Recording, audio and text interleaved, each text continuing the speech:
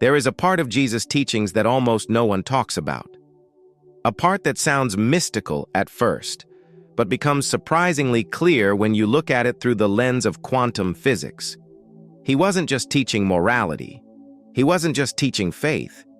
He was describing a universe that responds to your inner state, the same way a hologram responds to the light inside it. Stay with me, because once you see what Jesus was actually pointing to, you will never look at your reality the same way again. Jesus said, "The kingdom is within you, not around you, not above you, not after death, within." For centuries, people treated this as metaphor. But physics now reveals a universe that behaves like a hologram, a projection of deeper information encoded within the field. In a hologram, every part contains the whole. Every fragment carries the entire pattern, and Jesus was saying the same thing. Your inner world contains the blueprint of your outer world.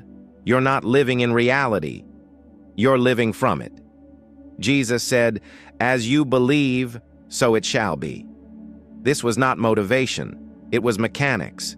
Because in a holographic universe, your external world bends around the emotional frequency you carry inside your body. Fear broadcasts one pattern, gratitude broadcasts another, coherence broadcasts another, and the field responds.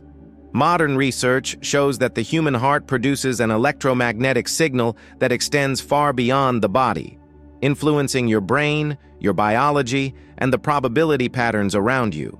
Jesus didn't say heart-brain coherence, he said faith. Different language, same mechanism.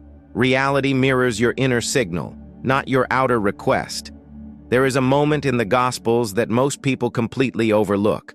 It says Jesus could perceive their thoughts. He wasn't reading minds. He was reading frequencies, emotional signatures, inner patterns. When he healed, he didn't begin with the outer condition. He shifted the inner blueprint. That's why he said, "Your faith has made you whole. Not my power, not my hands, not my status, your alignment." He acted as a mirror, reflecting people back to the version of themselves that already existed in divine intelligence, a version they had forgotten. Now listen closely, because this is where most people get trapped. In a holographic universe, your outer world repeats whatever inner pattern is most dominant. You can pray for peace, but if your nervous system is in survival, your hologram shows more survival. You can ask for abundance, but if your emotional baseline is scarcity, your hologram reflects scarcity. You can visualize change, but if your body is addicted to emotions of the past, your reality remains identical. The universe isn't punishing you, it is echoing you. Jesus wasn't telling you to try harder. He was showing you that the inner pattern must shift first, because the hologram cannot change until the frequency changes. Jesus said, "The Father and I are one." This wasn't theology, it was entanglement. Entanglement means two things remain connected beyond space, beyond distance, beyond separation. Your consciousness and the field of divine intelligence function the same way. You don't reach for God. You resonate with God. You don't chase miracles. You tune to the frequency where miracles are natural. You don't beg the universe to change. You change your inner signal, and the universe aligns with it. Let's make this simple. If reality is holographic, and the kingdom is within you, then transformation is not complicated. Change your emotional baseline. Shift the frequency of your heart.